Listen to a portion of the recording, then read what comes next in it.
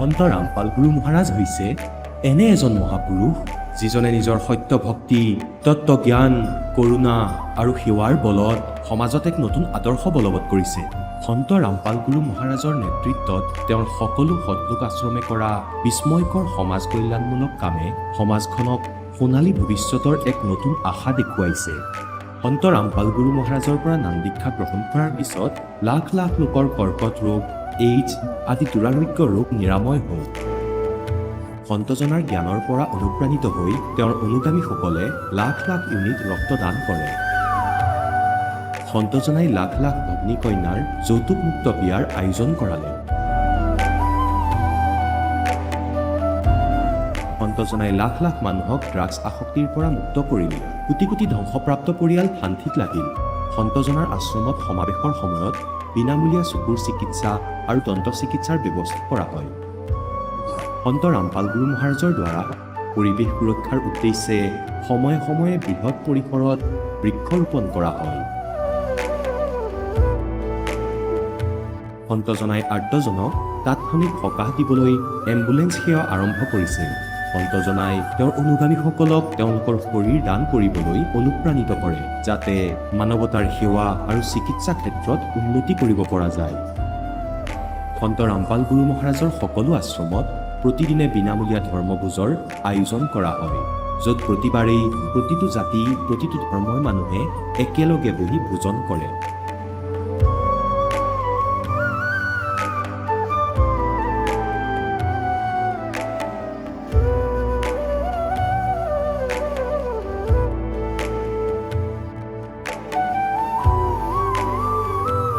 সন্ত ৰামপাল গুৰু মহাৰাজৰ আশ্ৰমত সহস্ৰাধিক বৃদ্ধ বৃদ্ধাই শ্ৰদ্ধা আৰু মৰমেৰে জীৱন যাপন কৰাৰ সুযোগ পায়।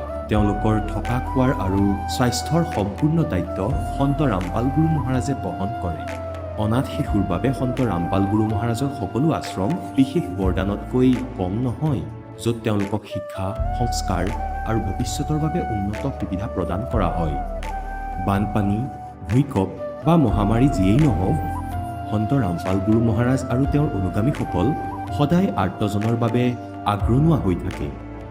কোভিড মহামাৰীৰ সময়ত সন্ত ৰামপাল গুৰু মহাৰাজৰ আশ্ৰমৰ পৰা কোটি কোটি লোকক খাদ্য, ঔষধ আৰু জীৱন ৰক্ষক সামগ্ৰী যোগান ধৰা হৈছিল।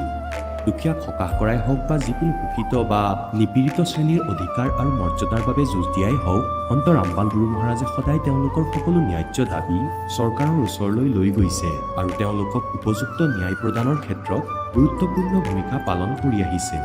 সমাজত আধ্যাত্মিক আৰু সামাজিক মূল্যবোধৰ প্ৰতি সজাগতা অনাৰ প্ৰতিটো পদক্ষেপতে সন্ত ৰামপাল গুৰু মহাৰাজ মানৱতাৰ প্ৰকৃত সেৱক হিচাপে প্ৰমাণিত হৈছে। সন্ত ৰামপাল গুৰু মহাৰাজৰ জীৱনে আমাক শিকাইছে যে প্ৰকৃত সেৱা সেইটোহে যিটো নিস্বাৰ্থভাৱে কৰা হয়। আহক আমিও এই মহান সন্তজনৰ এই মহান সেৱাৰ কামত যোগ দিম আৰু সন্ত ৰামপাল গুৰু মহাৰাজৰ পৰা নাম দীক্ষা লৈ আমাৰ জীৱন ধন্য কৰি তোলোঁ।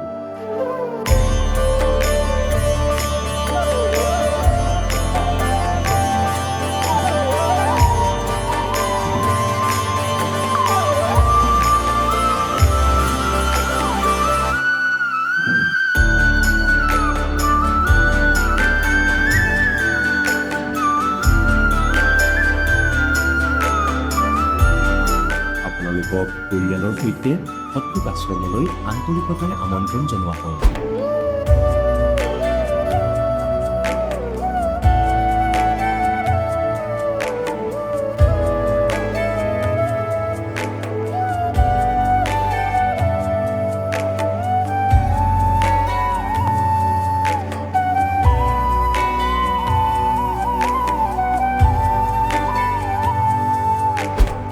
ব্ৰহ্মাৰ পিতৃ কোন? কোন বিষ্ণুৰ মা? শংকৰৰ ককা কোন? আমাক কৈ দিয়া। জানিবলৈ অনুগ্ৰহ কৰি শুনক জগতগুৰু তত্ত্বদৰ্শী সন্ত ৰামপাল গুৰু মহাৰাজৰ অমৃত বচন, সকলো পবিত্ৰ ধৰ্মৰ পবিত্ৰ শাস্ত্ৰৰ আধাৰত। নমস্কাৰ। সৎ চাহেব। কি নাম আপোনাৰ? সুনীতা ঠাকুৰ। ক'ৰ পৰা আহিছে আপুনি? মই ঝাৰখণ্ড গোড্ডা জিলা গাঁও মালিনীৰ পৰা। সন্ত ৰামপালদেৱ মহাৰাজৰ পৰা নাম দীক্ষা আপুনি কেতিয়া ল'লে? সন্ত ৰামপালদেৱ মহাৰাজৰ পৰা দীক্ষা 2021 লৈছিলোঁ। সুনীতা, আপুনি আজিলৈ কি ভক্তি সাধনা কৰিলে? শংকৰ ভগৱানক গুৰু বুলিয়ে মানিছিলোঁ। তেওঁৰ এই ভক্তি পূজা ইত্যাদি কৰিছিলোঁ। তেন্তে আপুনি সন্ত ৰামপালদেৱ মহাৰাজৰ শৰণলৈ কেনেকৈ আহিলে? যেতিয়া মই PNB মেডলাইফত কাম কৰি আছিলোঁ এজেঞ্চি চেনেল ইঞ্চুৰেঞ্চ ছেক্টৰত, গতিকে সেই সময়তে মই পলিচিৰ বাবে যে কথা পাতিবলৈ যায়, তেতিয়া এজন ভগতদেৱৰ তাত আকস্মিকভাৱে গ'লোঁ পলিচিৰ কাৰণে। তেতিয়া সেই ভগতদেৱে ক'লে, যি বস্তু তুমি ইয়ালৈ নিব আহিছা নিজৰ পোহপালৰ কাৰণে, মই তোমাক এনেকুৱা এটা বস্তু দিব বিচাৰিছোঁ যি বস্তুৰে তোমাৰ জীৱনৰ কল্যাণ হ'ব। যি বস্তু পোৱাৰ বাবে আমি এই শৰীৰ পাইছোঁ তাৰ বিষয়ে তুমি জানিব বিচাৰিবা নেকি? আমি কোন দেৱী দেৱতাক পূজা কৰোঁ আৰু লাভ কিয় নাপাওঁ? কি কৰোঁ যি কৰিলে মুক্তিৰ মাৰ্গ পাম? সেই সকলো ধাৰ্মিক জ্ঞান তেওঁ ক'ব ধৰিলে। তেওঁ এদিন মোক জ্ঞান গংগা কিতাপখন দিলে, যিটো কথা মই কেতিয়াও গম পোৱা নাছিলোঁ। মা দুৰ্গাই যে শিৰত সেন্দুৰ লগায়, গতিকে কোনজন দেৱতাৰ নামত তেওঁ সেন্দুৰ লগায়? ভগৱান শংকৰৰ বিষয়ে আমি এইটো মানিছিলোঁ যে ভগৱান শংকৰে একমাত্ৰ, তেওঁৰ বাহিৰে আন কোনোৱেই নাই। কিন্তু তেওঁৰ দ্বাৰা মই জ্ঞান গংগা কিতাপখন পঢ়াৰ পিছত গম পালোঁ যে ব্ৰহ্মা বিষ্ণু মহেশ্বৰৰ উৎপত্তি কেনেকৈ হ'ল, তেওঁলোকৰ পিতৃ মাতৃ কোন। যেতিয়া মই এই জ্ঞান পালোঁ তেতিয়াই মই ভগতদেৱৰ ওচৰলৈ গ'লোঁ আৰু ক'লোঁ যে আপোনালোকৰ সৎসংগ য'ত হৈ তালৈ মোক লৈ ব'লক। মই তাত দীক্ষা ল'ব বিচাৰিছোঁ আৰু তেওঁৰ শৰণলৈ মই সোনকালেই যাব বিচাৰিছোঁ। মই দেৰি কৰিব নোৱাৰোঁ। গতিকে আশ্ৰমলৈ গ'লোঁ আৰু তাত সকলো কথা ক'লে যে এইবোৰ নিয়ম যদি ফ'ল' কৰিব পাৰা তেন্তে দীক্ষা ল'ব পাৰিবা। গতিকে সকলো নিয়ম পঢ়াৰ পিছত সন্ত ৰামপালদেৱ মহাৰাজৰ শৰণলৈ আহি দীক্ষা ল'লোঁ। সন্ত ৰামপালদেৱ মহাৰাজৰ পৰা নাম দীক্ষা লোৱাৰ পিছত আপুনি লাভ পালেনে? মইতো এয়া মনত ভাবি গৈছিলোঁ যে মই বহুত কষ্টত আছোঁ, যদি এওঁৰ শৰণলৈ আহোঁ তেতিয়া কিবা লাভ হ'ব। শাৰীৰিক কষ্টটো আছিলেই, আৰ্থিক কষ্টও আছিলে আৰু সৰু সুৰা এনেকুৱা বহুত সমস্যা আছিল যে এনেকুৱা লাগিছিল কোনজন ভগৱানক পূজা কৰোঁ। সৰলতাৰে সকলোবোৰ সমস্যা যাতে সমাধান হৈ যায় সেইটো ভাবিয়েই তালৈ গৈছিলোঁ। সমস্যাটো বহুত আছে, কিন্তু সেই সময়ত মোৰ এইটো জ্ঞান হৈছিলে যে মই ইয়ালৈ অহাৰ পিছত মই নিশ্চয় কিবা আৰ্থিক লাভ আৰু শাৰীৰিক লাভ পাম। কিন্তু যেতিয়াই মই দীক্ষা ল'লোঁ, ঘৰলৈ গ'লোঁ, ঘৰত বহুত টেনশ্যন থাকে ভাইটি আৰু মাৰ মাজত। মায়ে এদিন কাজিয়া কৰি ক'লে যে তুমি ইমান কাজিয়া কৰা, হাল্লা কৰা, মোৰে মৰিবলৈ মন যায়। মোৰ ভাইটিয়ে ক'লে যে মা তুমি কি মোৰ সন্মুখত মৰি দেখুৱাবা, ময়ে মৰি দেখুৱাওঁ। সি কান্দি কান্দি গুচি গ'ল। তেতিয়া মই ভাবিলোঁ যে একো যাতে অঘটন নঘটাওক, সেইকাৰণে ময়ো পিছে পিছে গ'লোঁ। সি গেটখন বন্ধ কৰি বিদায় দিব ধৰিলে। তেতিয়া মই চিঞৰিব ধৰিলোঁ যে এনেকুৱা লাগিছিল যেন শিৱজৰি ল'ব। তেতিয়া ওচৰ চুবুৰীয়াৰ মানুহ আহি দেখিলে, খিৰিকী ভঙাত দেখিলে যে সি ডিঙিত শিৱজৰি লগাই ফেনত ওলমি আছে। তাৰপিছত মোৰ যিজন ল'ৰা, সি 15 বছৰীয়া আছিল, মোৰ কান্ধত তাক উঠাই ভেণ্টিলেশ্যনেৰে দেখুৱালোঁ। তাৰপিছত হঠাৎ মনত পৰিল যে সন্ত ৰামপালদেৱ মহাৰাজে বহুত চমৎকাৰ কৰে, বহুত মানুহৰ ওপৰত দয়া কৰিছে। তেওঁৰ কথা মনত পৰিল আৰু তেওঁলৈ মই প্ৰাৰ্থনা জনাব ধৰিলোঁ যে হে পৰমাত্মা, আজি মোৰ ভাইটিৰ জীৱনটো ৰক্ষা কৰক। এনেকৈ প্ৰাৰ্থনা কৰি থকাত মোৰ কান্ধত থকা ল'ৰাটোৱে ভেণ্টিলেশ্যনেৰে দেখিলে মা শিৱজৰিডাল ছিঙি গ'ল, মামা তলত পৰিছে। 5 মিনিটমান পিছত সকলোৱে কান্দিবলৈ ধৰিলে যে নাজানো কি হ'ব। 5 মিনিটৰ পিছত যেতিয়া গেট খুলিলে সকলোৱে দেখিলে যে সি চেতনালৈ আহিছে, কেৱল তাৰ ডিঙিত তেজ জমা হৈছিলে। তাৰ পাছত ডক্তৰৰ ওচৰলৈ লৈ গ'লোঁ আমি। আজি মোৰ ভাইটি ঠিকে আছে, সন্ত ৰামপালদেৱ মহাৰাজৰ কৃপাত সি ঠিকে আছে। আনফালে মোৰ পেটত পাথৰ আছিল, পাথৰটো 10 mm আছিল। ডক্তৰে কৈছিল অপাৰেশ্যন কৰাব লাগিব, কিন্তু পৰমাত্মাৰ ওপৰত মোৰ সম্পূৰ্ণ বিশ্বাস আছিলে। তেওঁ সকলোৰে দুখ হৰণ কৰে, গতিকে মোৰো কৰিব। গতিকে মই অপাৰেশ্যনো নকৰালোঁ, ঔষধো নাখালোঁ, কিন্তু এতিয়ালৈ ঠিকে আছোঁ। তৃতীয়টো লাভ, 2012ত মোৰ স্বামী এক্সপায়াৰ হোৱাৰ পিছত মই মোৰ 2টা সন্তানৰ সৈতে শহুৰৰ ঘৰ এৰি সকলোবোৰ সম্পত্তি বাদ দি, পৃথিৱীৰ কথা বাদ দি ল'ৰা ছোৱালীক পঢ়াবলৈ যি ইচ্ছা আছিল সেই উদ্দেশ্যেৰে মাৰ ঘৰলৈ গুচি গ'লোঁ। ইয়াত 2023ত মোৰ ল'ৰাটোৱে যেতিয়া মেট্ৰিকৰ পৰীক্ষা দিলে, এক্সামৰ আগত সি ভালকৈ পঢ়া নাছিলে। দিনে ৰাতিয়ে চিন্তা হৈছিলে যে যি উদ্দেশ্যেৰে মই মাৰ ঘৰলৈ আহিছোঁ, যদি মোৰ ল'ৰাটোৱে মেট্ৰিক পাছ নকৰে তেতিয়া মই মোৰ শহুৰৰ ঘৰৰ মানুহক কি মুখ দেখুৱাম। মই আশ্ৰমলৈ গৈ গুৰুদেৱৰ সন্মুখত কান্দিছিলোঁ যে গুৰুদেৱ সি পঢ়া শুনা একো কৰা নাই, কৃপা কৰি তাৰ ওপৰত দয়া কৰিব। ভগৱানৰ কৃপাত আজি সি পাছ হৈ গ'ল আৰু মোৰ ছোৱালীজনীয়ে 82% মাৰ্কছ আনিছে। মোৰ দুয়োটা সন্তানেই মেট্ৰিক পাছ কৰিলে। আৰ্থিক স্থিতি এনেকুৱা আছিল যে মোৰ ল'ৰাটো বহুত উদণ্ড আছিলে। তাক পঢ়াবলৈ মই জব কৰিছিলোঁ, কিন্তু ইঞ্চুৰেঞ্চ ছেক্টৰত যেতিয়ালৈকে মই কাম নকৰোঁ তেতিয়া আমি চেলেৰি বা যি ইনচেণ্টিভ পাওঁ সেয়া পোৱা নাছিলোঁ। অলপ চলপ পইচা আহিছিলে, গতিকে স্কুলৰ ফিজ দিবলৈ লোন ইত্যাদি ল'বলগীয়া হ'ল। গতিকে লোন কেনেকৈ ৰিকভাৰ কৰিলোঁ সেয়া পৰমাত্মাৰ বহুত ডাঙৰ কৃপা। মোৰ ল'ৰাটোৰ জন্মৰ পৰাই চাইনাছৰ প্ৰব্লেম আছিল, উশাহ লোৱাটো প্ৰব্লেম হৈছিল, কেতিয়াবা অক্সিজেন দিবলগীয়া হৈছিল। এতিয়া 1-2 বছৰমান ধৰি সি সুস্থ। এতিয়া সমস্যাটো নাই হোৱা, য'ত নেকি জন্মৰ পিছৰ পৰাই 2 মাহৰ মূৰে মূৰে ডক্তৰৰ ওচৰলৈ যাবলগীয়া হৈছিল। 5-6 হাজাৰ প্ৰত্যেক মাহতেই তাৰ নামত খৰচ হৈছিল। সেই সকলো পইচা বাচি আছে। আৰ্থিক স্থিতি বহুত ভাল হ'ল। সন্ত ৰামপালদেৱ মহাৰাজৰ বহুত কৃপা যে আজি মই সুস্থ আৰু মোৰ ল'ৰা ছোৱালীও সুস্থ। সন্ত ৰামপালদেৱ মহাৰাজৰ পৰা নাম দীক্ষা লোৱাৰ পিছত আপুনি বহুত লাভ পালে। গতিকে যিসকল দৰ্শকে আজি আপোনাক টিভিত দেখি আছে, বিশেষকৈ সেই মহিলা যিসকলে নাম দীক্ষা ল'ব বিচাৰে, কেনেকৈ ল'ব পাৰিব? সন্ত ৰামপালদেৱ মহাৰাজৰ পৰা নাম দীক্ষা ল'বলৈ তেওঁ বিভিন্ন চেনেলত আহে। তাত হালধীয়া শাৰী এটা আহে, তাত নম্বৰবোৰ পাব।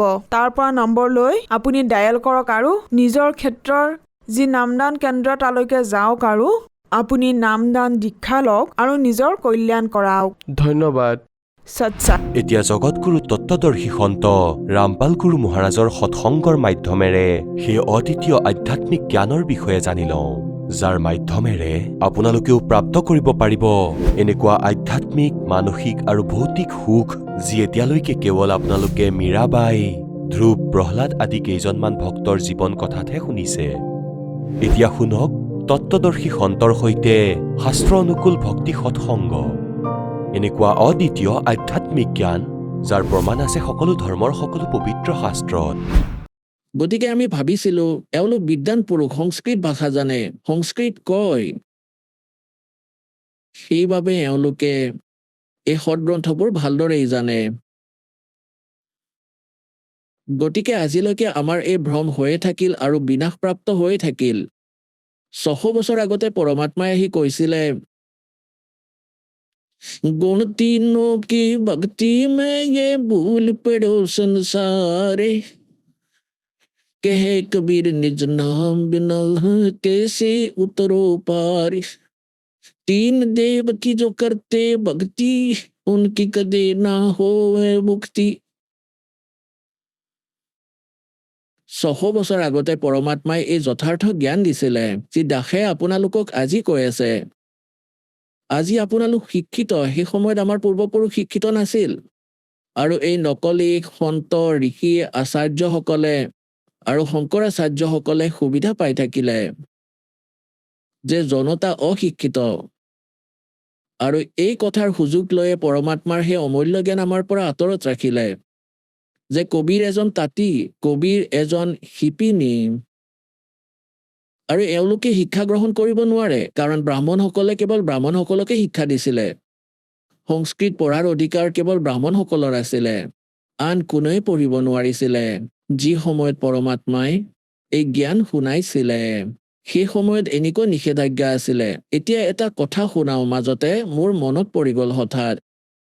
হাৰিয়ানাৰ খাৰখোদাৰ ওচৰত এখন কৰলি নামৰ গাঁও আছে, আৰু কৰলি গাঁৱৰ এজন জাত কৃষকৰ পুত্ৰ আছিলে।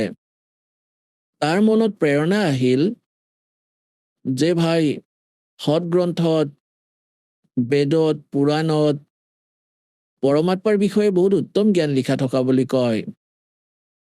মই সংস্কৃত ভাষা শিকি এই সৎগ্ৰন্থবোৰ জানিব বিচাৰো আৰু নিস্বাৰ্থভাৱে জনতাক এই বিষয়ে জ্ঞান দিব বিচাৰো।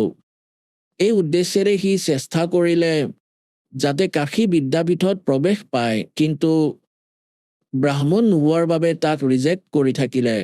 সি গম পালে যে কেৱল ব্ৰাহ্মণেহে তাত প্ৰৱেশ কৰিব পাৰে। সেইবাবে সি গাঁৱৰ পৰা ভুৱা প্ৰমাণ পত্ৰ উলিয়ালে। আগতে গাঁৱৰ মানুহবোৰ অশিক্ষিততো আছিলেই, তাত লিখাই ল'লে ই ব্ৰাহ্মণ অমুক গাঁৱৰ হয়, পিতৃৰ নাম অমুক। তাতে আঙুলিৰ ছাপ লৈ গুচি গ'ল। এতিয়া তাত কাশী বিদ্যাপীঠত সি প্ৰথম স্থান পায় প্ৰত্যেক ক্লাছতে, প্ৰত্যেক বিষয়তে। যেতিয়া তাৰ পঢ়া শুনা সম্পূৰ্ণ হ'ল আৰু সি শেষ বিদায় ল'বলগীয়া আছিলে প্ৰিন্সিপালৰ পৰা, সেই প্ৰিন্সিপাল ব্ৰাহ্মণৰ এগৰাকী জীয়ৰী যুৱতী হৈছিলে, তাৰ বিয়া পাতিবলগীয়া আছিলে।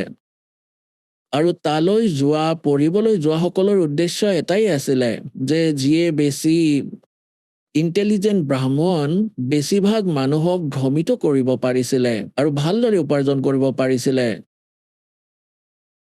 গতিকে সেই ল'ৰাজনে বহুত ভালদৰে সংস্কৃত জানিছিলে, বহুত ভালকৈ কথা শুনাব পৰা হৈছিল সংস্কৃতত কৈ।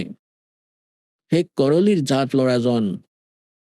তেতিয়া প্ৰিন্সিপালে ভাবিলে যে ইয়াতকৈ ভাল ল'ৰা মই নাপাম আৰু ই ভালদৰে মানুহক ঠগিব পাৰিব, মানুহক মূৰ্খ বনাব পাৰিব, ভাল প্ৰবচন কৰে, মাতটো সুৰীয়া, বৰ ভাল ল'ৰা ই।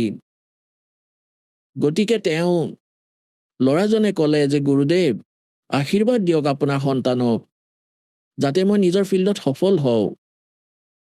তেতিয়া সেই প্ৰিন্সিপালে ক'লে যে ভাই, মোক কি একো গুৰুদক্ষিণা নিদিয়া?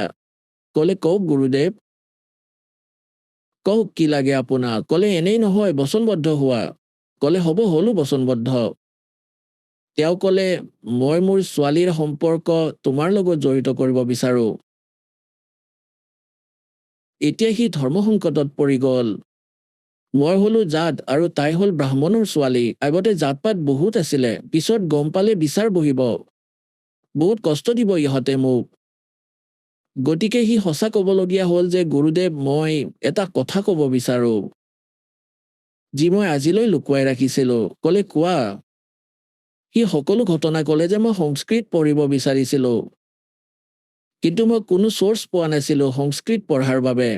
সেইবাবে মই মিছা প্ৰমাণ পত্ৰ উলিয়ালো। মই ব্ৰাহ্মণ নহয়, পণ্ডিত নহয়, মই জাত। এই কথাত খং উঠি গ'ল সেই প্ৰিন্সিপালৰ আৰু তাক অভিশাপ দিলে যে তোমাৰ বহুত পাপ লাগিব, তুমি ব্ৰাহ্মণৰ আত্মাক কষ্ট দিছা আৰু তুমি মিছা কৈছা আৰু শপত খোৱা, প্ৰতিজ্ঞা কৰা। ক'লে কৰিলো প্ৰতিজ্ঞা যে সংস্কৃত ভাষাত কোনো লিটাৰেচাৰ নিলিখা, সংস্কৃত ভাষা যাতে নপঢ়া আজিৰ পৰা, না কোনো প্ৰবচন কৰিবা। সি ক'লে ঠিক আছে, আপোনাৰ যিবা আজ্ঞা, প্ৰতিজ্ঞা কৰিলো। তাতেই বন্ধ কৰাই দিলে যে সি আৰু সংস্কৃত ভাষা পঢ়িব নোৱাৰে, ক'ব নোৱাৰে আৰু সংস্কৃতত প্ৰবচনো নকৰে। কাৰণ তেওঁ জানিছিলে যে যদি ই প্ৰবচন কৰা আৰম্ভ কৰে তেন্তে আনবোৰৰ উপাৰ্জন নোহোৱা হ'ব। তাৰ পিছত সি উভতি আহি কি কৰিলে, এজন দাদু নামৰ মানুহ আছিলে, দাদু মহাত্মা কবিৰ পৰমেশ্বৰে লগ পাইছিলে।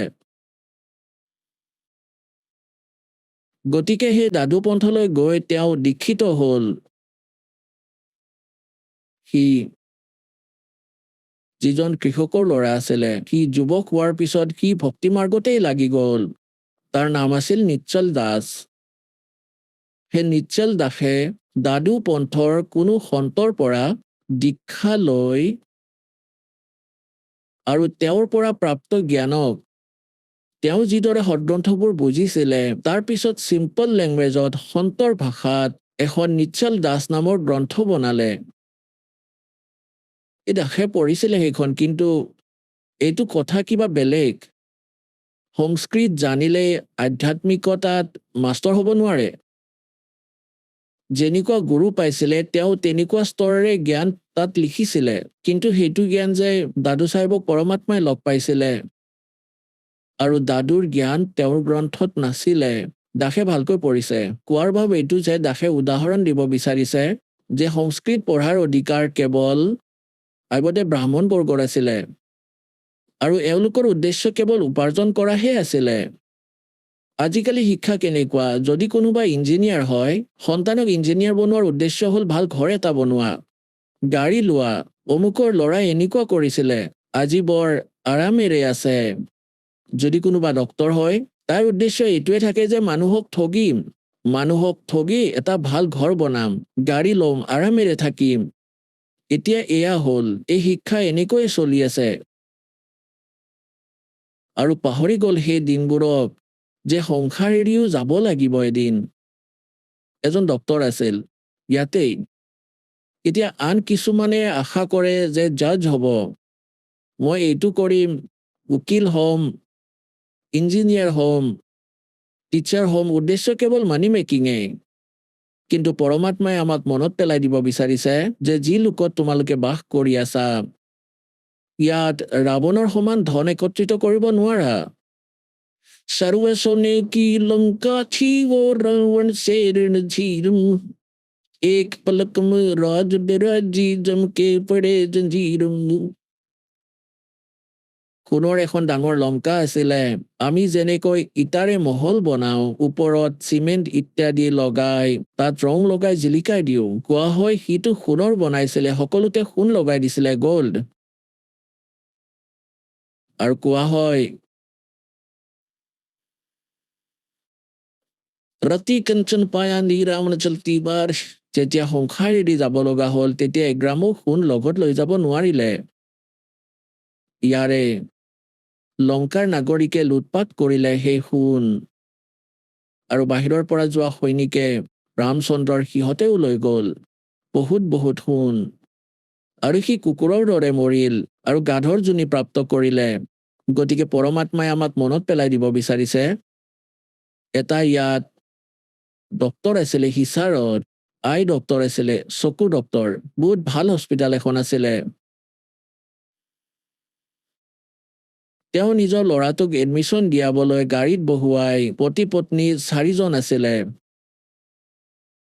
ৰাস্তাত দুৰ্ঘটনা হ'ল, 3 জন মৰিল। বাতৰি কাকতত এনেদৰে আহিছিলে যে তাৰ তাত ইমান ধন আছে, ক'ব নোৱাৰি মুঠ কিমান ধন আছে।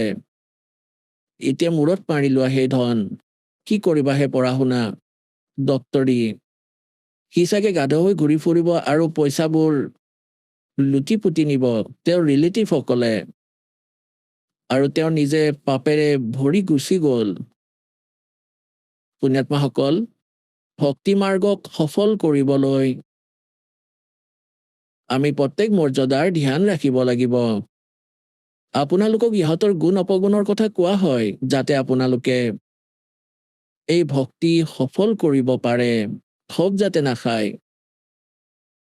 মাজে মাজে এই এক্সাম্পল দিবলগীয়া হয়। সৎসংগৰ উদ্দেশ্য বেলেগ, সেয়া পিছত কম আপোনালোকক। আপোনালোকে সুদ নল'ব, আপোনালোকক কওঁ সুদ নল'ব। বহুত ডাঙৰ পাপ, ভগৱানে মানা কৰিছে যেতিয়া নকৰিব। আপুনি সহায় কৰিব বিচাৰিছে এনেই কৰি দিয়ক। আৰু আমি ধন কিহৰ বাবে একত্ৰিত কৰোঁ? আমি কৰোঁ গাড়ী ঘৰ বনাবলৈ আৰু বিয়া বাহুত অযথা খৰচ কৰিবলৈ। এই অযথা কথা ভক্তিৰ মাৰ্গত নচলিব। যদি আপুনি পৰমাত্মাক পাব বিচাৰিছে আৰু ইয়াৰ পৰা সুখ ল'ব বিচাৰিছে, এই জীৱন আপুনি সুখময়ভাৱে ভালদৰে ব্যতীত কৰিব বিচাৰিছে, গতিকে দাসে যি মৰ্যাদাৰ কথা কৈ আছে সেয়া গড গিভেন, আৰু ইয়াৰ অনুসাৰে চলিলে আপুনি সফল হৈ যাব। ইয়াতো সুখী হ'ব, তাৰপিছত সৎলোকলৈ যাব, সদায়ৰ বাবে ৰক্ষা পৰিব এই লেতেৰা লোকৰ পৰা। ৰোহতাকত এটা মিগলানী পৰিয়াল আছিলে। তাৰে চাগে কিছুমান এতিয়াও বাচি আছে। তেওঁলোকে কি কৰিছিলে, ফাইনেন্সৰ কাম কৰিছিলে আৰু 18% সুদ লৈছিলে। আৰু তাৰ পৰা আমাৰ ভক্তসকলে এখন গাড়ী লৈছিলে, লোন লৈ অহা যোৱা আছিলে, কিস্তি লৈছিলে। আপুনি সুদ ল'বও নোৱাৰে, যদি উপায় নাথাকে দিব পাৰে। গতিকে কোৱাৰ ভাৱ এইটো যে আমাৰ ভকত যদি কৰবালৈ যায় তেনেহলে জ্ঞানো শুনাব। তাৰ যিজন ফাইনেন্সাৰ আছিলে, তেওঁৰ পিতৃ বহিছিলে সেই ল'ৰাটোৰ অফিচত। দেউতাকৰ সৈতে সম্পৰ্ক আছিলে, ভক্তসকলৰ অহা যোৱা আছিলে। তেওঁক বুজাইছিলে যে আপুনি ভক্তি কৰক, আমাৰ গুৰুদেৱৰ ওচৰত যথাৰ্থ ভক্তি আছে, আপুনি এনেকৈ তেওঁক জ্ঞান শুনাইছিলে। তেতিয়া সেই ব্যক্তিয়ে কৈছিলে, তেওঁৰ পিতৃয়ে, যে মোৰ সমান সুখী ব্যক্তি বৰ্তমান সংসাৰত নাই, আৰু মই শংকৰ ভগৱানৰ পূজা কৰোঁ, বৈষ্ণৱ দেৱীৰ পূজা কৰোঁ, মই গুৰু ধৰিছোঁ, আপোনালোকে মোক কি শিক্ষা দি আছেনো? এজন ল'ৰা ফাইনেন্সাৰ, মাহত উপাৰ্জন 1,00,000 টকা। মোৰ এজন পুত্ৰ জাজ, তাৰ পত্নীও জাজ, মোক কি শিক্ষা দি আছা? এতিয়া পুণ্যাত্মাসকল এইটো কথা ধ্যান ৰাখিব, পৰমাত্মাই কৈছে যে যেতিয়ালৈকে যি প্ৰাণীৰ পূৰ্বজন্মৰ ভক্তি আৰু দান উপাৰ্জন শুভ সংস্কাৰ চলিব, তেতিয়া কোনো ভক্তি কৰা বা নকৰা, যিমানে পাপ একত্ৰিত নকৰা, সেয়াটো তেওঁ পাবই পাব। আৰু তেওঁ ভুলতে এইটো ভাবি লয় যে মই যি ভক্তি সাধনা কৰি আছো তাৰ পৰা এই লাভ পাই আছো। আৰু যেতিয়া সেই পুণ্য সমাপ্ত হ'ব, যেতিয়া পাপৰ দিন আৰম্ভ হ'ব, তেতিয়া তেওঁৰ পূজা তাতেই পৰি থাকিব। সেই পূজা কৰি কৰিয়েই তেওঁৰ বিনাশ হৈ যাব। গতিকে সেই ভক্তিৰ পৰা তেওঁৰ লাভ হোৱা নাছিলে। যদি সেই ভক্তিৰ পৰা হ'ল হয়, তেনেহলে আগতেও বাচিলে হয়। গতিকে কিছুদিনৰ পিছত পেপাৰত এটা বাতৰি কাকতত খবৰ ছপোৱা হ'ল, আৰু সেই খবৰ পঢ়ি ভকতজনে ক'লে যে এনেকুৱা এজন ফাইনেন্সাৰৰ পৰা এটা লোন লৈছিলোঁ। লোনটো মোৰ ক্লিয়াৰ হৈ গৈছিলে বাৰু। তাৰপিছত মনত পৰিল যে এইজন সেইজনে ব্যক্তি যিজনে কৈছিলে যে মোৰ সমান সুখী নাই কোনো। তাত যি লিখিছিলে সেয়া চাবলৈ তেওঁ তালৈ গ'ল সুখ ব্যক্ত কৰিবলৈ। সেই সময়ত সেই কথা পতাৰ উপায় নাছিল। তালৈ গৈ তেওঁ উভতি আহিল, সকলো কথা শুনিলে। কি হ'ল, তেওঁ এদিন ৰবিবাৰে এটা ধাৰ্মিক অনুষ্ঠান কৰালে নিজৰ গুৰুৰ দ্বাৰা। ধাৰ্মিক অনুষ্ঠান কৰালে, যিবোৰ ক্ৰিয়া আছিলে কৰিলে, জাগৰণ কৰালে, যি আছিলে হৱনো কৰালে।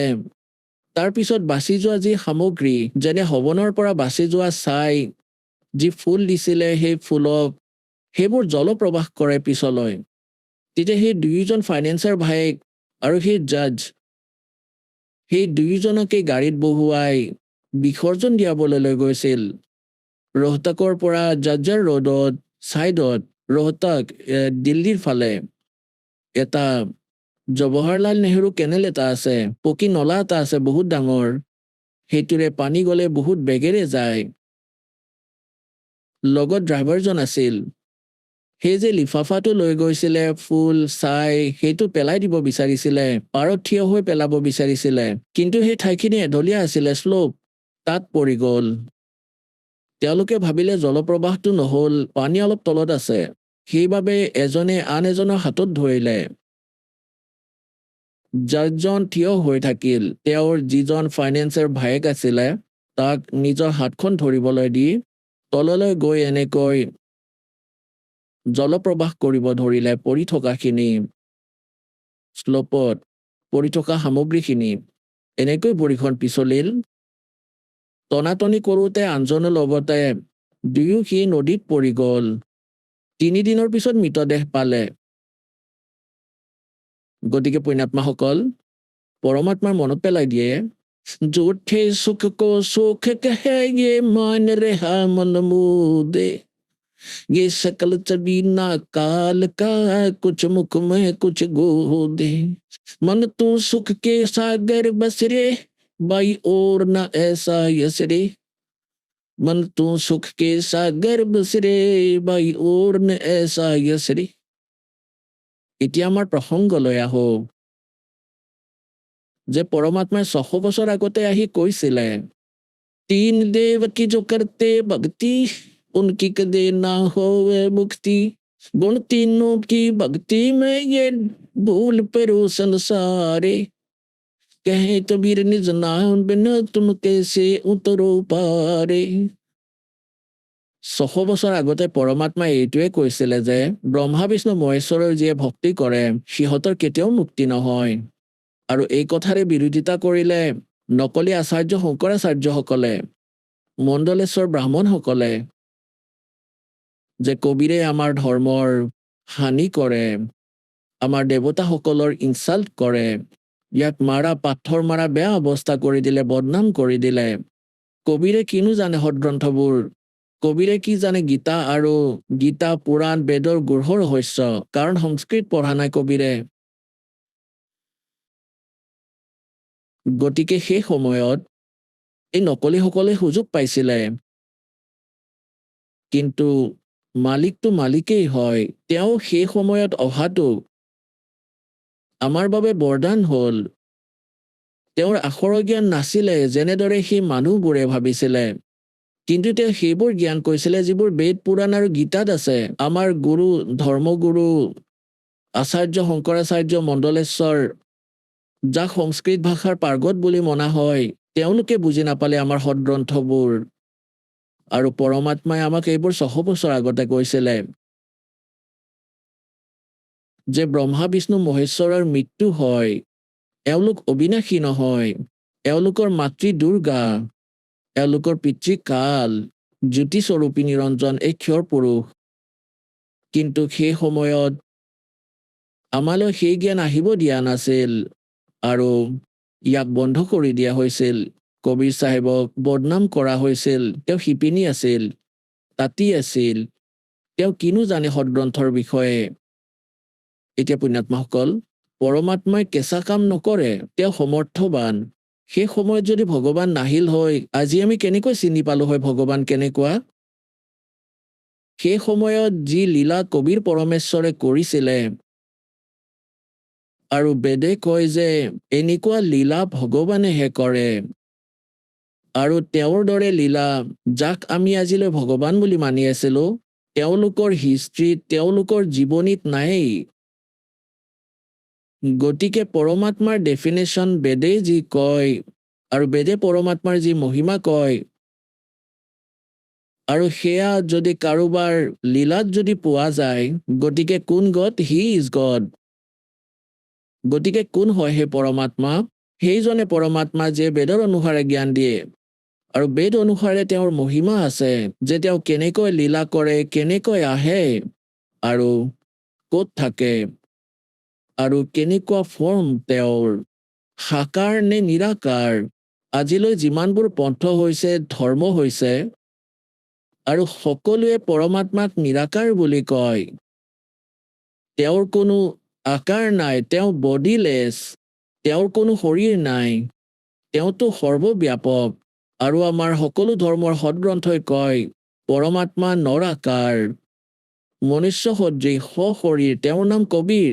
আৰু ওপৰত নিজৰ স্থানত, ওপৰৰ লোকত, সত্য লোকত এটা বহুত ডাঙৰ গুম্বজত বিৰাজমান, আৰু তেওঁৰ মূৰত এটা মুকুট আছে, মুকুট, আৰু ওপৰত ছাতি আছে সেই পৰমাত্মাৰ। এয়া আমাৰ সদগ্ৰন্থই কয়। আৰু যিসকল মহাপুৰুষে পৰমাত্মাক লগ পালে, সেই চকুৰে দেখা সন্তই কয়। এতিয়া যেনেকৈ পৰমাত্মাৰ বিষয়ে আমি এতিয়া কেনেকৈ চিনিম পৰমাত্মা কোন? প্ৰথমতে আমাৰ যি থিয়ৰী, আমাৰ সিদ্ধান্ত আছে, গ্ৰন্থ আছে, বেদ আছে, গীতা আছে, পুৰাণ আছে, কোৰাণ আৰু বাইবেল আছে, ইয়াত যি ভগৱানৰ বিষয়ে গুণ কোৱা হৈছে, সেয়া পৰমাত্মাৰ বিষয়ে কৈছে। আৰু যি পৰমাত্মাত এইবোৰ গুণ আছে, তেওঁৱে পৰমাত্মা। এয়াতো আমাৰ থিয়ৰী। আৰু যিসকলে সাক্ষাৎকাৰ কৰিছে ভগৱানৰ, যিসকলে ভগৱানক পাইছে, সেই মহাপুৰুষসকলে নিজৰ নিজৰ এফিডেভিট দি থৈছে নিজৰ বাণীত। কাক কাক পালে? আদৰণীয় ধৰ্মদাস চাহেবদেৱক পৰমাত্মাই আহি লগ কৰিছিল। ঋগ্বেদ মণ্ডল নম্বৰ 9 আৰু সূক্ত নম্বৰ 86, 86ৰ মন্ত্ৰ নম্বৰ 26 আৰু 27ত। ঋগ্বেদ মণ্ডল নম্বৰ 9, সূক্ত 82ৰ মন্ত্ৰ নম্বৰ 1, 2, 3। ঋগ্বেদ মণ্ডল নম্বৰ 9, সূক্ত 96ৰ 96ৰ মন্ত্ৰ 16ৰ পৰা 20লৈকে। ঋগ্বেদ মণ্ডল নম্বৰ 9, সূক্ত 20 মন্ত্ৰ 1ত। ঋগ্বেদ মণ্ডল নম্বৰ 9, সূক্ত 94ৰ মন্ত্ৰ নম্বৰ 3ত। ঋগ্বেদ মণ্ডল নম্বৰ 9, সূক্ত 96ৰ মন্ত্ৰ 1ত। ঋগ্বেদ মণ্ডল নম্বৰ 9 সূক্ত 95 মন্ত্ৰ 2 ঋগ্বেদ মণ্ডল নম্বৰ 9 সূক্ত 67 আৰু মন্ত্ৰ নম্বৰ 26ত ঋগ্বেদ মণ্ডল নম্বৰ 9 আৰু সূক্ত 1 মন্ত্ৰ 8 আৰু 9 ইয়াৰ ভিতৰত কি বৰ্ণনা আছে সকলোৰে সামূহিক ক'ব এই দাসে। আপোনালোককতো বহুবাৰেই দেখুৱাইছো, ৰাতি যদি সময় পাওঁ তেন্তে পুনৰ দেখুৱাম। ইয়াত বৰ্ণনা আছে যে সেই পূৰ্ণ পৰমাত্মা সকলোৰে সৰ্ব উৎপাদক, মানে সকলোৰে জনক, সকলো ব্ৰহ্মাণ্ডৰ ৰচয়িতা, ওপৰৰ লোকত, সত্য লোকত তাত থাকে এটা ওখ স্থানত, এটা বহুত ডাঙৰ গম্বুজৰ ভিতৰত। তাত তেওঁ দেখাত ৰজাৰ তুল্য, যেনেকৈ ৰজাৰ শিৰত মুকুট থাকে, সেয়া দেখিবলৈ বহুত উজ্জ্বল, আৰু সিংহাসনত বিৰাজমান, তখ্ত মানে সিংহাসন। আৰু সেই পৰমাত্মাই ইয়ালৈ আহে, ভাল আত্মাবোৰক লগ কৰে, সশৰীৰ বিদ্যুতৰ দৰে বেগেৰে আহে, শীঘ্ৰগামী তেওঁ 1 ছেকেণ্ডতে ইয়ালৈ আহে আৰু ভাল আত্মাবোৰক লগ কৰে, তেওঁলোকক তত্ত্বজ্ঞানৰ সৈতে পৰিচিত কৰায়। আৰু সেই পৰমাত্মাই নিজৰ জ্ঞানক, নিজৰ দ্বাৰা ৰচনা কৰা সৃষ্টিক, যথাৰ্থ ভক্তিবিধিক লোকোক্তিৰ মাধ্যমেৰে, দোহাৰ মাধ্যমেৰে অৰ্থাৎ পদ্যভাগত উচ্চাৰণ কৰি উচ্চ স্বৰত যিকোনো ঠাইত থিয় হৈ বাণী ক'বলৈ আৰম্ভ কৰিছিল। আৰু সেই পৰমাত্মাই লোকোক্তিৰ মাধ্যমেৰে, দোহাৰ মাধ্যমেৰে, শব্দৰ মাধ্যমেৰে নিজৰ জ্ঞান দিয়াৰ কাৰণে এজন প্ৰসিদ্ধ কবিৰ মাজৰ এজন প্ৰসিদ্ধ কবি বুলিও কোৱা হয়। কিন্তু তেওঁ ভগৱানহে, আৰু কবিৰ দৰে আচৰণ কৰে, ভ্ৰমণ কৰি কৰি নিজৰ জ্ঞান বিতৰণ কৰি থাকে, ভাল আত্মাবোৰক লগ কৰি তেওঁলোকক সৎ বাৰ্তা দিয়ে, নিজৰ সৈতে পৰিচিত কৰায়। সেই পৰমাত্মাই আমাক 3 প্ৰকাৰে ধাৰণ পোষণ কৰে, 3টা স্থিতিত। এটা স্থিতিত তেওঁ ওপৰত থাকে, যেতিয়া পৰমাত্মা ওপৰত সিংহাসনত বিৰাজমান হয়, তেতিয়া তেওঁৰ শৰীৰৰ যি পোহৰ, প্ৰকাশ, উজ্জ্বলতা, লাইট, এটা ৰুমত, ৰুম মানে চুলি, এডাল নোমৰ গুৰিৰ সুবাত কোটি চন্দ্ৰ মিলাই দিয়া, কোটি সূৰ্য, ইমান নূৰ হে পৰম পিতাৰ। গোটেই বডিৰ চাই লওক কিমান হ'ব পাৰে। এতিয়া সেই পৰমাত্মাই ইয়ালৈ আহিলে পাতল তেজপুঞ্জৰ শৰীৰ বনায়, নিজৰ বডিক, নিজৰ ৰূপক সৰল কৰি লয়। যদি তেওঁ এজ ইট ইজ সেই প্ৰকাশযুক্ত শৰীৰ লৈ ইয়ালৈ আহে, আমাৰ খোলা চকুৱে সেয়া দেখা নাপাব, সূৰ্যৰ ফালে আমি চাব নোৱাৰো। কিন্তু তেওঁৰ এটা নোমৰ গুৰি শোভা কোটি সূৰ্য, কোটি চন্দ্ৰৰ সমান উজ্জ্বল। সেইবাবে নিজৰ শৰীৰৰ আহক আমি এতিয়া সেই শ্ৰদ্ধালুসকলৰ অনুভৱবোৰ জানো, যিসকলে জগতগুৰু তত্ত্বদৰ্শী সন্ত ৰামপাল গুৰু মহাৰাজৰ পৰা দীক্ষা প্ৰাপ্ত কৰিছে তথা তেওঁ কোৱা ভক্তি মাৰ্গ এওঁলোকে অৱলম্বন কৰি আছে। নমস্কাৰ ছাৰ। সৎসাহেবজি, ছাৰ পোনপ্ৰথমে আপোনাৰ শুভ নামটো জানিব বিচাৰিছোঁ। মোৰ নাম ভোলানাথ ৰায়। আপুনি কোন ঠাইৰ পৰা আহিছে? মই গৌৰীপুৰৰ পৰা আহিছোঁ। সন্ত ৰামপাল গুৰু মহাৰাজৰ পৰা আপুনি নাম দীক্ষা কেতিয়া লৈছিল? মই পৰম গুৰু সন্ত ৰামপালজী মহাৰাজাৰ 2020ত লৈছোঁ। মই তেখেতৰ পৰা নাম দীক্ষা লোৱাৰ আগতে আপুনি পৰম্পৰাগত কিবা ভক্তি সাধনা কৰিছিলনে? কৰিছিলোঁ। মই বহুত ভক্তি সাধনা কৰিছিলোঁ। প্ৰথমতেতো মই কৰিছিলোঁ শিৱ মহাদেৱৰ পূজা। তাৰপিছত মই এইবিলাক বাদ দি মই চাকৰি কৰা অৱস্থাতে, তাৰমানে মই এখন লাইব্ৰেৰীত মোক লাইব্ৰেৰিয়ান কৰি দিলে। তাতে মই কিছুমান গোৰখপুৰ গীতা প্ৰেছৰ বুক কিছুমান পালোঁ, পঢ়ি মোৰ মনত এনেকুৱা এটা ভাৱ হ'ল যে মই এই দেহাত যে আমাৰ অসাধ্য কিছুমান আছে, এইবিলাক যাতে আমি পৰিত্যাগ কৰিব পাৰোঁ আৰু একমাত্ৰ পৰমাত্মাৰ শৰণত যাতে যাব পাৰোঁ, সেইখিনিয়ে মোৰ আছিল।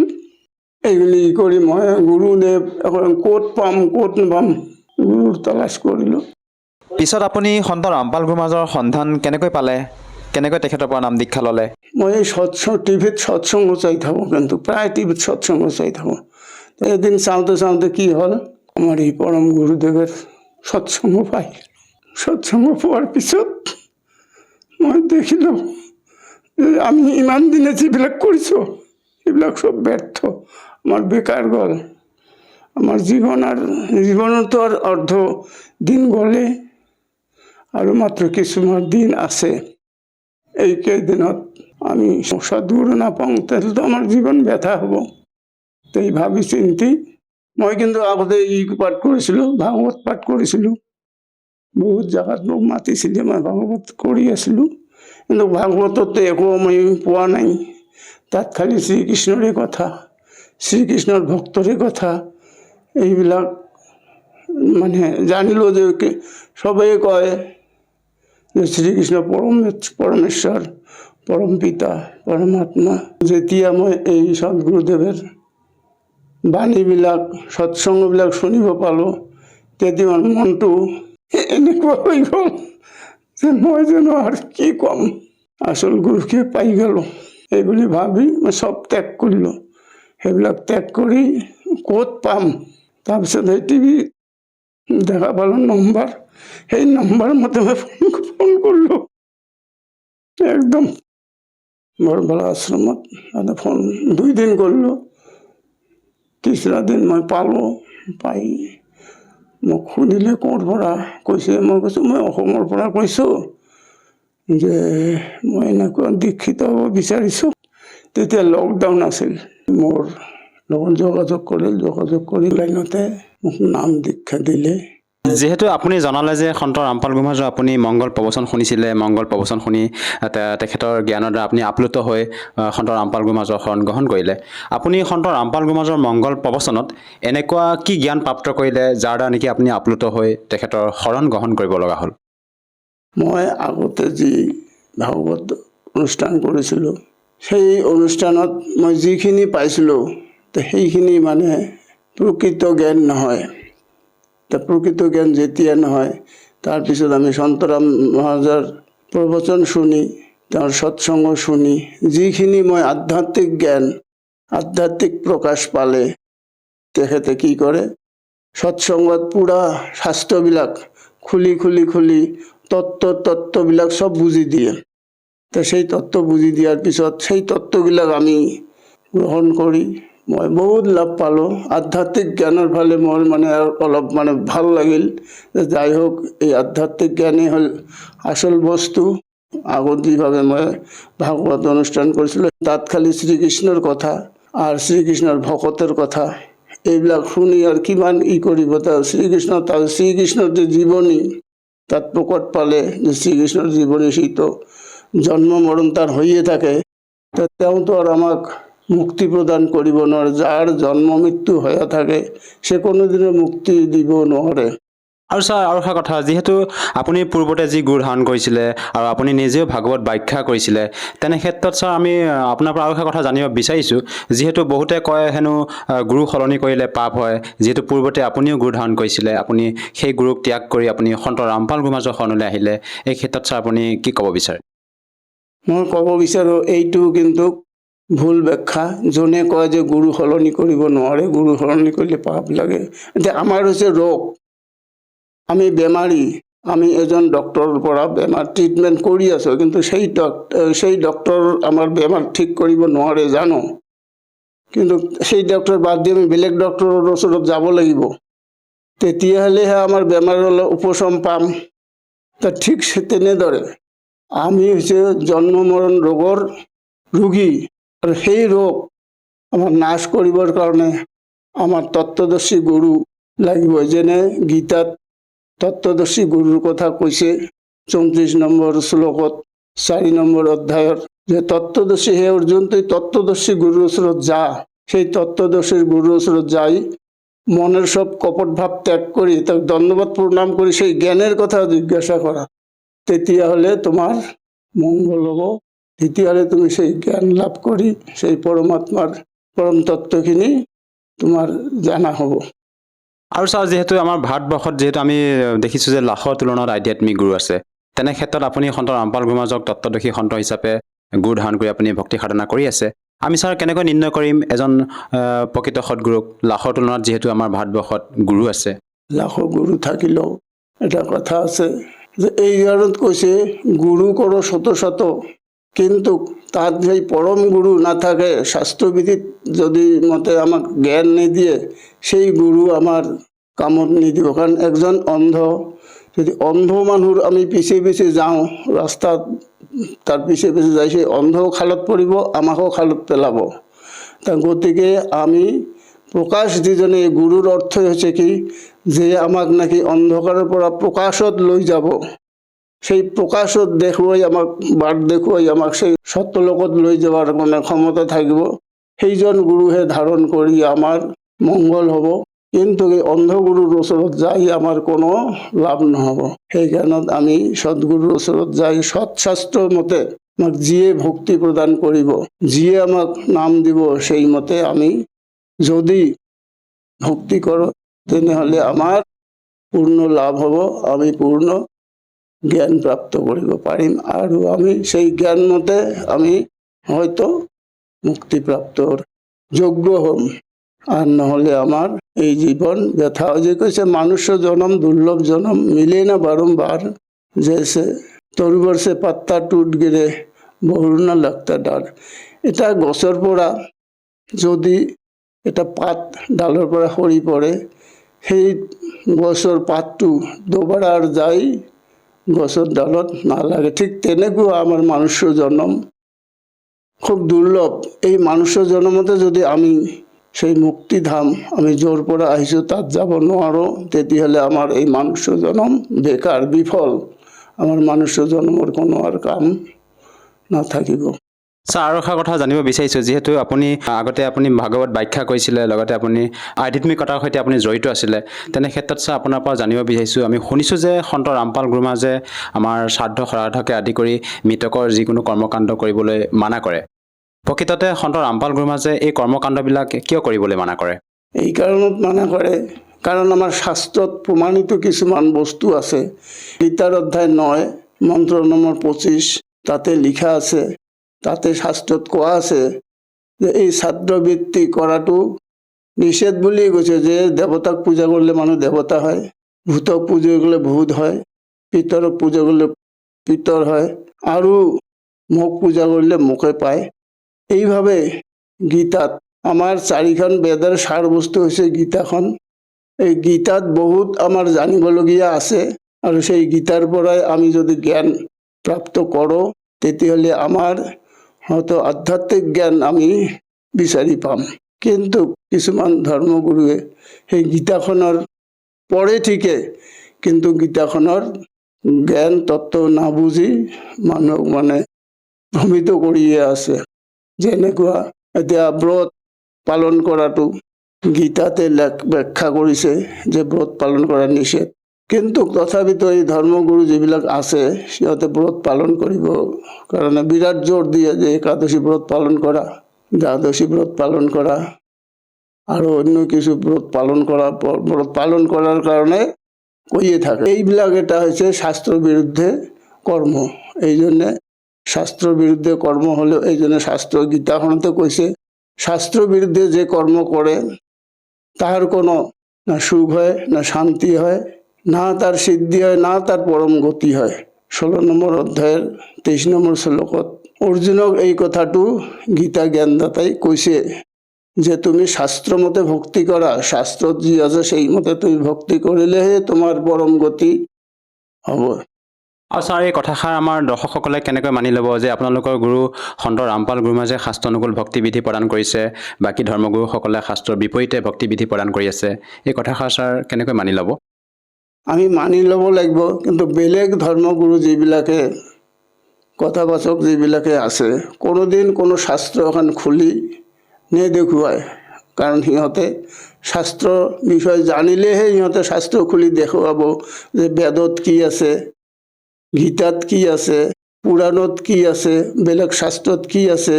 তো এইবিলাক সিহঁতে কোনোদিনও খুলি নেদেখুৱায়, খালি মাত্ৰ মুখেদিহে কৈ থাকে, কিন্তু সেইমতে সিহঁতে মানে ইহঁতৰ ভকতবিলাকো বা শিষ্যবিলাককো সেইমতে ভক্তি নিদিয়ে, আৰু সেইমতে সিহঁতে নিজেও নচলে। কিন্তু আমাৰ সেই পৰম গুৰুদেৱে তেওঁ নিজেও সেইমতে কাম কৰে আৰু ভকতবিলাকক শাস্ত্ৰ খুলি একদম আঙুলিয়াই দি কৈ থাকে যে এইটো এই বস্তু, এইটো এই বস্তু, এইমতে চলিবা, এইমতে তোমাৰ, তেতিয়াহ'লে তোমাৰ মৰ্যাদা ঠিকে থাকিব, তেতিয়াহ'লে তুমি সেই পৰম গতি লাভ কৰাৰ।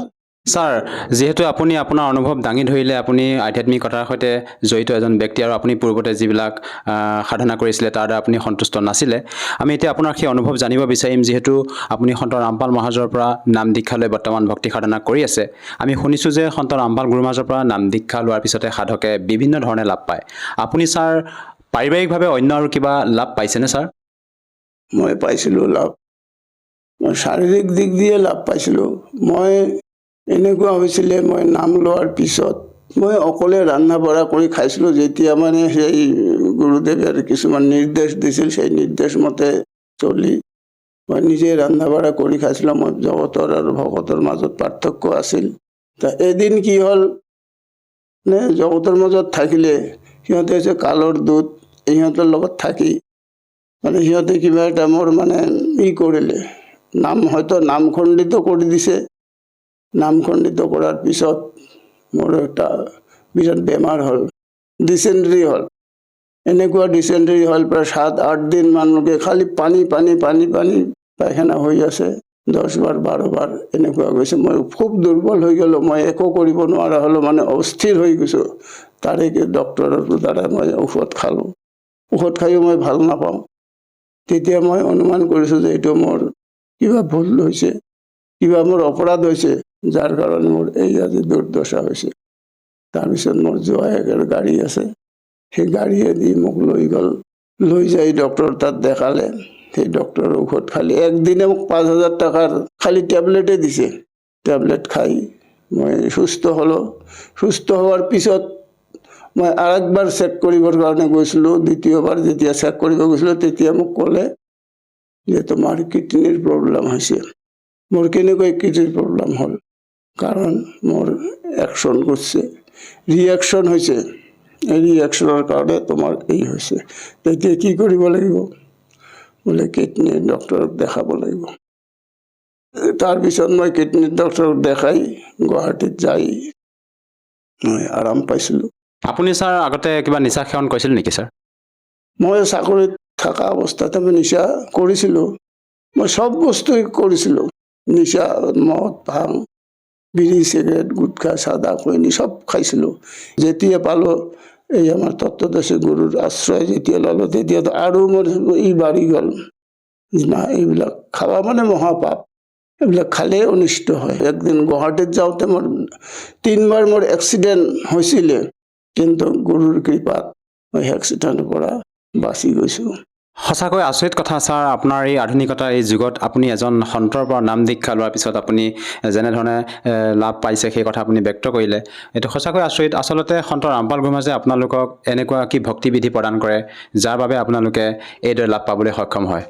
আমাৰ গুৰুদেৱে আচলতে সৎ ভক্তি প্ৰদান কৰে। ইয়াত বাহিৰৰ অসৎ ভক্তি কোনোদিনো প্ৰকাশ নকৰাৰ শাস্ত্ৰবিধি মতে যিজন গুৰুৱে শাস্ত্ৰমতে ভক্তি প্ৰদান কৰিব, যেনেকুৱা শাস্ত্ৰত আছে, বেদত আছে যে যিজনে সৎগুৰু হ'ব তেওঁ 3 বাৰ মন্ত্ৰ প্ৰদান কৰিব দিনটোৰ ভিতৰত। সেই 3 বাৰে ৰাতিপুৱা একবাৰ, দুপৰীয়া একবাৰ আৰু সন্ধিয়া একবাৰ। ৰাতিপুৱা কৰে নিত্য নিয়ম, দুপৰীয়া কৰে সমস্ত দেৱী দেৱতাৰ প্ৰাৰ্থনা, আৰু সন্ধ্যা কৰে সন্ধ্যা আৰতি। আৰু ছাৰ, আপুনি যিদৰে সন্ত ৰামপাল গুৰু মহাৰাজৰ পৰা নাম দীক্ষা লৈ সম্পূৰ্ণকৈ বুজি পালে যে মাছ মাংস খালে কি হানি হয় বা মাছ মাংস খোৱা পাপ হয়, আপোনাৰ দৰে যদি কোনো লোকে দীক্ষা লৈ নিচা ত্যাগ কৰিব বিচাৰে, সঁচাকৈ দীক্ষা লোৱাৰ পিছতে এৰিব পাৰিবনে? নিচা ত্যাগ কৰিব পাৰিবনে? সি যদি প্ৰকৃত ৰূপে ভকত হয়, প্ৰকৃত ৰূপে যদি সেই গুৰুৰ আদেশ মানে, তেতিয়াহ'লে তেওঁ প্ৰাপ্ত কৰিব গুৰুৰ মন্ত্ৰ প্ৰাপ্ত কৰি সি আস্তে লাহে লাহে চব পৰিত্যাগ কৰিব। কাৰণ তাত মন্ত্ৰত এটা এনেকুৱা একটা শক্তি আছে, সেই শক্তিৰ দ্বাৰাই তাৰ সমস্ত নিচা, সমস্ত কুঅভ্যাসখিনি গুচি যাব। ছাৰ আজি আপুনি আমাৰ টিভি স্ক্ৰীণৰ সন্মুখত আমাৰ দৰ্শকসকলক আপোনাৰ অনুভৱ দাঙি ধৰিলে। আপুনি সন্ত ৰামপাল মহাৰাজৰ পৰা নাম দীক্ষা লোৱাৰ পিছতে শাৰীৰিকভাৱে আপুনি বিভিন্ন প্ৰকাৰে লাভ পাইছে আৰু সেই অনুভৱ যি আপুনি দাঙি ধৰিলে, যিসকল দৰ্শকে আজি আপোনাক এই টিভি স্ক্ৰীণত চাই আছে, আপুনি তেওঁলোকক কি বাৰ্তা দিব বিচাৰে যাতে তেওঁলোকেও নাম দীক্ষা লৈ আপোনাৰ দৰে লাভ পাব পাৰে? মই জনসাধাৰণ বা সমস্ত ভাই ভনী মাতা পিতাকে মই এইটোৱেই কৰজোৰে অনুৰোধ কৰোঁ বা এইটোৱেই মই কৰজোৰে জনাব বিচাৰিছোঁ, এই যে আমাৰ যত ধৰ্মগুৰু আছে সিহঁতে যে নাম দিছিল, যিবিলাক নাম দিয়ে সেইবিলাক নামৰ কোনো অৰ্থ নাই, শাস্ত্ৰবিধি মতে নহয়। শাস্ত্ৰবিধি ত্যাগ কৰিয়ে সিহঁতে মন্ত্ৰ দিছে। এই শাস্ত্ৰমতে যি মন্ত্ৰ, সেই মন্ত্ৰ লৈ নিজৰ জীৱন সাৰ্থক কৰক, নহ'লে এই মনুষ্য জনম বেকাৰ যাব। বেকাৰ গ'লে আৰু আকৌ বাৰ সেই মনুষ্য জনম পশু গৰু পক্ষী বৃক্ষ এইবিলাক হ'ব লাগিব, 84 লক্ষ জন্ম গ্ৰহণ কৰিব লাগিব। তাৰপিছত আকৌ মনুষ্য জন্ম পাব। তেতিয়াও যদি এই মানে সদ্গুৰু নাপায়, তেতিয়াহ'লেও এই যে কৈছে না, सतगुरु के उपदेश सुनिया एक विचार, जो सतगुरु मिलता नहीं जाता जम के द्वार। যদি আমি সতগুৰুৰ বিচাৰ মতে আমি নচলো, তেতিয়াহ'লে আমি যমৰ দুৱাৰত যাই নৰক ভোগ কৰিব লাগিব, যন্ত্ৰণা ভোগ কৰিব লাগিব। সেইকাৰণত মই সমস্ত মানৱ জাতিক মই কৰজোৰে প্ৰাৰ্থনা কৰোঁ যে আপোনালোকে ভক্তি কৰে, কিন্তু সতগুৰুৰ আশ্ৰয় নিয়া, সেই তত্ত্বদৰ্শী গুৰুৰ আশ্ৰয় নিয়া ভক্তি কৰো, তেনেহলে লাভ হব। যুগেৰ ভিতৰত একবাৰহে তত্ত্বদৰ্শী গুৰু প্ৰাপ্ত হয়। তা বৰ্তমান যুগত আমাৰ সেই তত্ত্বদৰ্শী গুৰু হচ্ছে সন্ত ৰামপালজী মহাৰাজ। তেওঁ বৰ্তমান বহুত কেইটা আশ্ৰম খুলিছে, বৰ ডাঙৰ ডাঙৰ আশ্ৰম খুলিছে। সেই আশ্ৰমত আপোনালোকে যদি সময়মতে বা কিবা উৎসৱত যায়, তেতিয়াহ'লে আপুনি নিজেই দেখিব পাব যে লাখ লাখ মানুহ কেনেকৈ ভাণ্ডাৰা কৰি আছে, কেনেকৈ তাক দীক্ষিত কৰি আছে বুজি পাব। আৰু সেই গুৰু যদি আমি হাতছাড়া হৈ যাওঁ এইবাৰ, তেতিয়াহ'লে আৰু আমি দ্বিতীয়বাৰ এই গুৰু আমি নাপাম। কাৰণ একবাৰহে আহে সেই গুৰু, সেই তত্ত্বদৰ্শী গুৰু জনমত বা এই যুগত একবাৰহে পোৱা যায়, বাৰ বাৰ সি আহি নাথাকে। ইয়াৰ বহুদিন আগতে 600 বছৰ আগতে আহিছিল আমাৰ পৰমাত্মা পৰমেশ্বৰ কবিৰদেৱ বুলি, 600 বছৰ আগতে আহিছিল। সেই পৰমেশ্বৰৰ স্বৰূপ আমাৰ তত্ত্বদৰ্শী সন্ত ৰামপালজী মহাৰাজ বৰ্তমান আছে। আৰু এই বৰ্তমান এই থকা সন্ত ৰাম মহাৰাজৰ ওচৰত যদি নাম দীক্ষিত লৈ নিজৰ জীৱন শুধৰি নকৰে, তেতিয়াহ'লে আৰু নাপাব। এই সুযোগ আৰু পোৱা মুস্কিল হ'ব, কাৰণ বাৰ বাৰ নাহে তত্ত্বদৰ্শী গুৰু। ছাৰ, যিহেতু আপুনি তেখেতৰ পৰা নাম দীক্ষা গ্ৰহণ কৰি আজি উপকৃত হ'লে, আৰু যদি কোনো লোকে নাম দীক্ষা লৈ উপকৃত হ'ব বিচাৰে, সহজভাৱে কেনেকৈ নাম দীক্ষা ল'ব পাৰিব?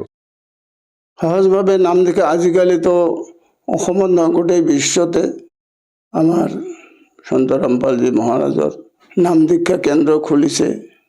তাতো কেন্দ্ৰ খুলিছে, যেতিয়া সেই কেন্দ্ৰত যায়ো নাম দীক্ষিত হ'ব পাৰে। আৰু নহ'লে যদি ক'তো ওচৰে পাজৰে নাম দীক্ষা কেন্দ্ৰ নাই, তেতিয়াহ'লে টিভি চেনেলত চাব, সাধনা টিভিত, তাতে সেই প্ৰভুৰ প্ৰবচন আহে, সৎসংগত তাতে নাম্বাৰ আহে, ফোন নম্বৰ, সেই ফোন নম্বৰ মতে ফোন কৰিব। ফোন কৰিলেই আপোনালোকৰ উত্তৰ আহিব। সেই উত্তৰ মতে আপোনালোকে জানি পাব যে আমি তাত গ'লে আমি নাম দীক্ষা ল'ব পাৰিম। আৰু নাম দীক্ষা লওঁতে ছাৰ তাত কিবা টকা পইচা দিব লগা হয় নেকি? কোনো এক পইচা টকা পইচা দিব নালাগে। নাম দীক্ষা লওঁতে মাত্ৰ গুৰুৰ আদেশ আখৰে আখৰে পালন কৰাটাই হৈছে কৰ্তব্য, তাত কোনো পইচা দিব নালাগে। ধন্যবাদ থাকিল ছাৰ। সৎ চাহেব।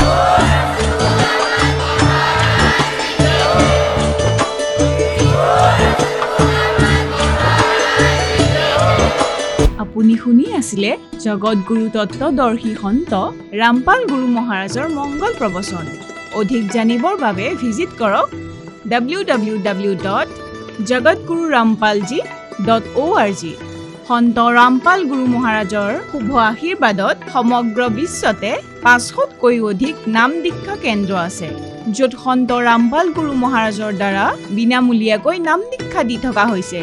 আপোনাৰ ওচৰৰ নাম দীক্ষা কেন্দ্ৰৰ ঠিকনা জানিবলৈ সম্পৰ্ক কৰক 7082208528।